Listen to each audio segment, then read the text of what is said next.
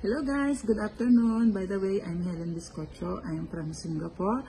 Former sales executive po tayo dito for more than 10 years. So ayun po, may isi-share lang po ako sa inyo and I know marami po makaka-relate dito, especially po sa mga kababaihan na nagkakaroon po ng buwan ng dalaw. So ito po yung nangyari sa akin. Nagkaroon po tayo ng symptoms na every time po na darating yung period ko, ito po ay 2019 na pandemic time na po ito.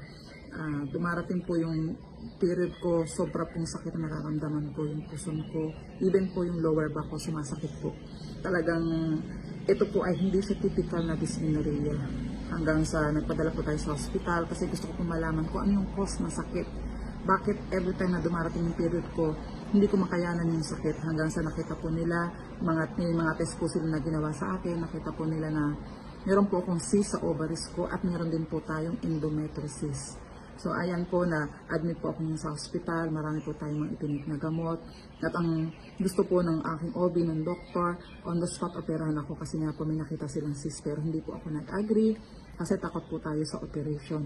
Hanggang sa sinabi ko po sa doktor ko na magtitake na lang ako ng gamot kasi takot na po ako sa operation. Pero sabi po ng OB, walang assurance na kapag uminom ako ng gamot, mawawala yung sakit na nararamdaman ko every time na darating yung period ko. So yun nga po, dahil matigas nga po yung ulo natin, hindi po tayo nagpa-opera. Pero on the following month po, eto na naman, bumalik na naman po tayo sa hospital. So suking-suki po tayo dito sa hospital sa Singapore.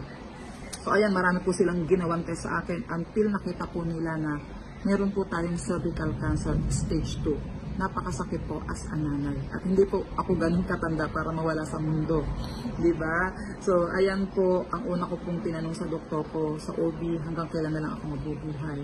Pero ang sabi po nila sa akin, mag-undergo ako ng radiation and chemotherapy. So, kailangan ko po pong sundin yun kasi nga po may cancer ako. So, ayan po, nag-undergo po tayo ng radiation pero pabalik-balik po tayo dito sa ospital. Lagi po tayo na-admit. Every time na darating yung period natin, nagtatrabaho po tayo dito. Nasa customer service po tayo pero ang hirap po magtrabaho ng may nararamdaman.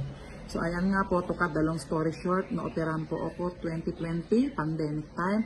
Pero, ang sabi sa akin ng OB, they need to remove po yung aking ovaries, even po yung fallopian tube ko at saka yung womb ko. Pero yung cancer, nandun pa rin po siya. Iniiwasan lang po nila na mag-spread po sa buong katawan ko yung cancer. Pero nung time na yun po, sobra po hinang-hina yung immune system ko. Wala akong maayos sa tulog dahil po sa mga gamot na iniinom ko. Pero ayan nga po, and I'm very thankful po kasi may nakapag-share po sa akin itong Amazing Valley from Australia na ipinopromote ni Miss Maritoni Fernandez. Ito po yung nag-iisang organic barley na galing sa Australia.